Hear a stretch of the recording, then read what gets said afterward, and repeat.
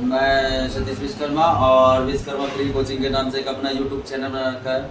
और जो आगामी परीक्षा होनी है यूपी पुलिस के लिए, उसके मैं जो एक्सपेक्टेड क्वेश्चन है जो परीक्षा में पूछे जाते हैं, उसके लिए मैं मैथ के कुछ क्वेश्चन लेके आऊँ जो आपको ये क्वेश्चन जो बहुत बेनिफिट मिलेगा, क्योंकि आप इस वीडियो को भी देखना अच्छे से, क्योंकि जो मैं क्वेश्चन लेके आऊँ 10-12 क्वेश्चन है वो मैं आपको भी करा रहा हूँ और आपके लिए इतने बेटर क्वेश्चन होंगे कि बहुत ज़्यादा। देखिए पहला क्वेश्चन, देखिए टाइम एंड वर्क का है क्वेश्चन। ए किसी काम को 9 दिन में पूरा कर सकता है, जबकि बी उसे 12 दिन में कर सकता है। ए और बी मिलकर उसे कितने दिन में पूरा कर सकेंगे? ऑप्शन है 5 सही 1/7 दिन, ऑप्शन बी 5 सही 2/7 दिन, ऑप्शन सी 6 सही 1/7 दिन, ऑप्शन डी 6 सही 2/7 दिन। तो इस देखो, इसे क्वेश्चन करने के लिए आपको बहुत आसान तरीके से बताऊं आपको कैसे इसको आसान तरीके से सोल्व करना है। ए किसी काम को कितने दिन में? 9 दिन में। और बी इसी काम को कितना? 12 दिन में। आप इसे करने के लिए सबसे पहले क्या करो, दोनों का एलसीएम ले लो, यानी 9 और 12 का एलसीएम कितना होगा? 36। क्यों? अगर नहीं पता तो आप सीधा 9 और 12 को आप निकाल लो अलग से। कितने से काटोगे? 3 से। 3 चौक 12, यानी 3 दिया 9 और 3 चौक 12। अब ये क्या होगा? अब अपने से कटेंगे तो सीधा क्या करो, इनकी गुना। 4 दिया 12 और 12 दिया 36। यानी कहने का मतलब यह ए 9 दिन में 36 घंटे काम किया, एक दिन में कितना?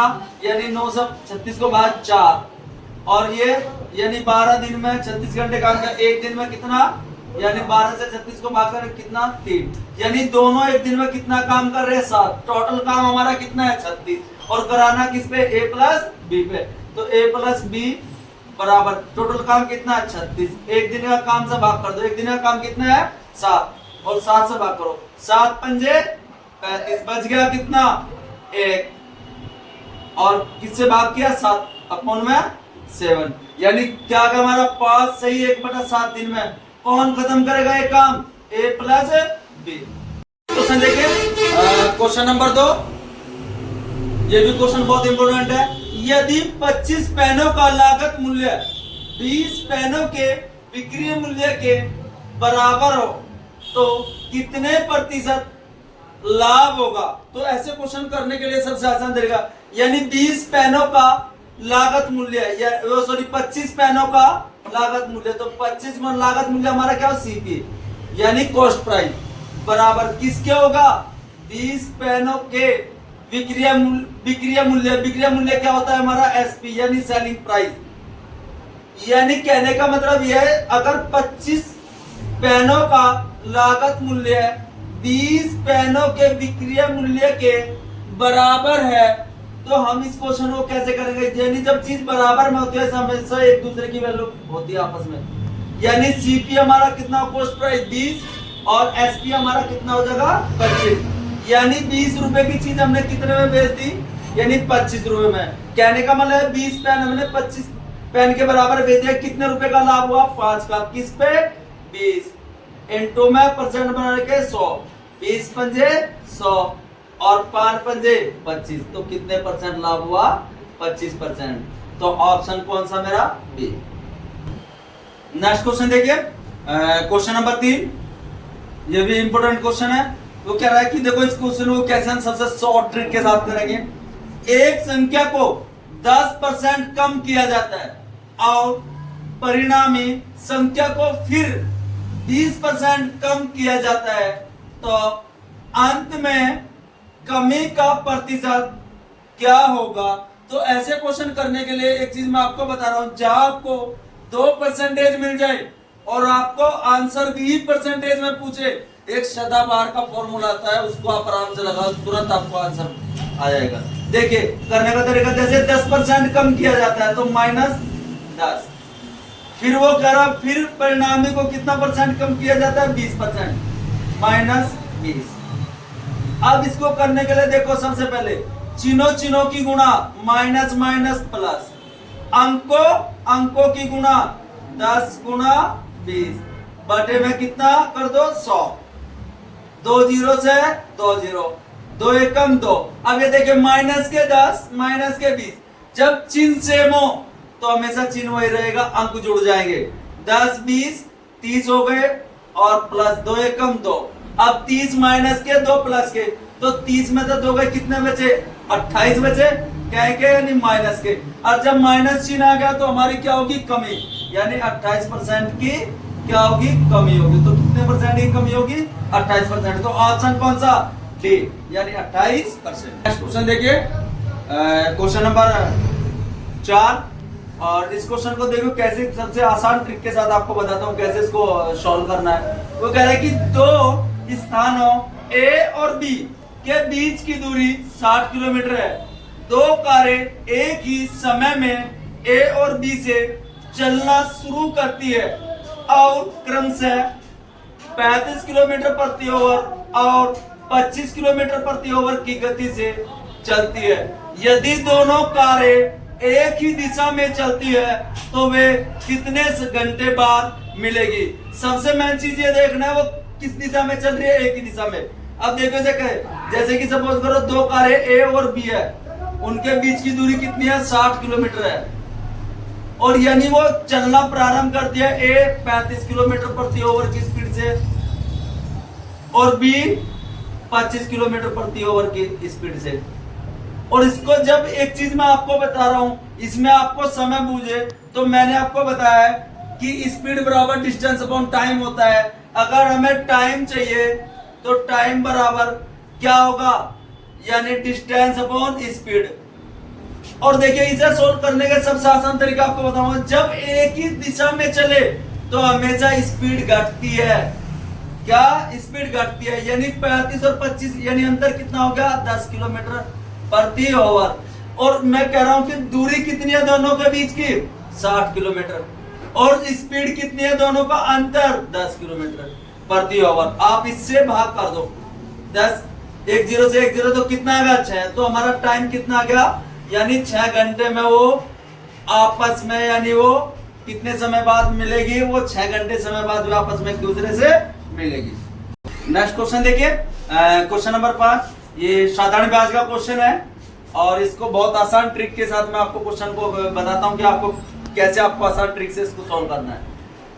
वह राशि क्या होगी जिस पर 5 वर्षों में 6% प्रति वर्ष के दर पर 60 रुपए साधारण ब्याज मिलेगा?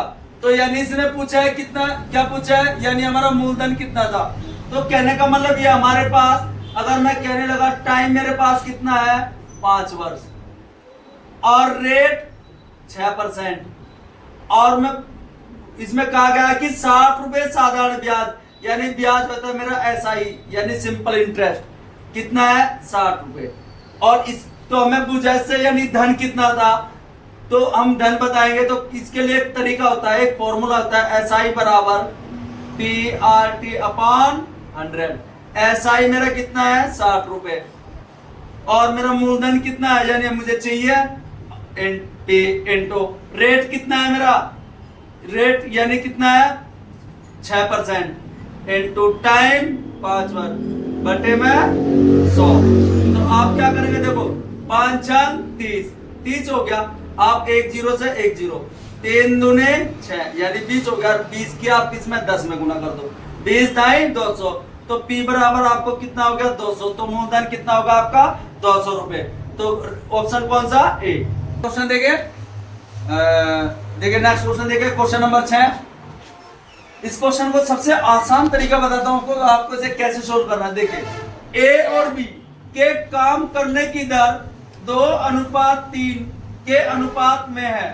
उनके द्वारा काम को पूरा करने में लिए गए दिनों का अनुपात क्या होगा? Option A 2:3, option B 4:9, option C 3:2, option D 9:4। एक चीज मैं आपको बता रहा हूं, जब भी आपको दिन काम का अनुपात दिया हो और दिनों का अनुपात, देखिए क्वेश्चन नंबर 8 वो कह रहे कि यदि विक्रय मूल्य पर 10% की हानि होती है तो लागत मूल्य पर 10% की हानि दर क्या होगी?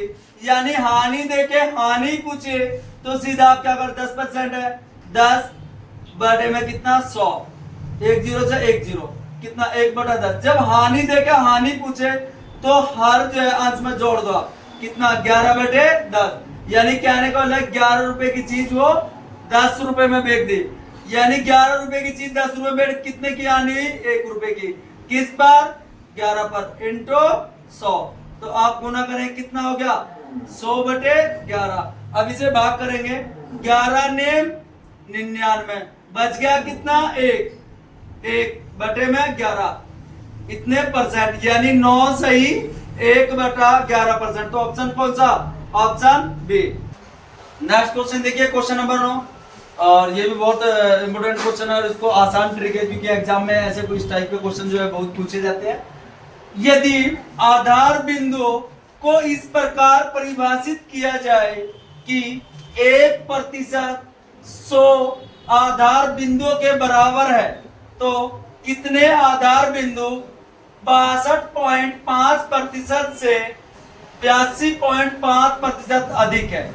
यानी कहने का मतलब यह वो कितना अधिक है, और ये कहा गया कि 1% बराबर 100 आधार बिंदुओं के है, तो इसने बिंदुओं की संख्या पूछी है कितने बिंदु है। अब देखिए यहाँ 82.5 से यानी कितना 62.5, यानी इससे ये कितना, इससे कितना ज्यादा है। अब देखिए ज्यादा निकालने के हम क्या 82.5 में कितना घटाएंगे 62.5, तो कैसे घटाएंगे हम, देखिए 82.5 में से कितना 62.5, 5 में 5 गए 0 पॉइंट, 2 में से 2 0, और 8 में से 6 गए 2, यानी कितना 20। तो कितना अधिक है 20, यानी 20% अधिक है। और उसने कहा 1% बराबर कितने 100 आधार बिंदु के है, तो 20 गुना परसेंट की जगह क्या कर देंगे 1% बराबर 100, यानी 100 की गुना कर दो, तो 20 गुना 100 कितना हो जाएगा 2000। तो कितने आधार बिंदु होंगे 2000 होंगे। तो ऑप्शन कौन सा, डी। ओके, क्वेश्चन देखिए,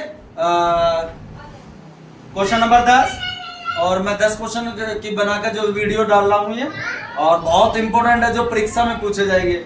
देखिए लास्ट क्वेश्चन ये, क्वेश्चन नंबर 10, ध्वनि 310 मीटर प्रति सेकंड की गति से यात्रा करती है।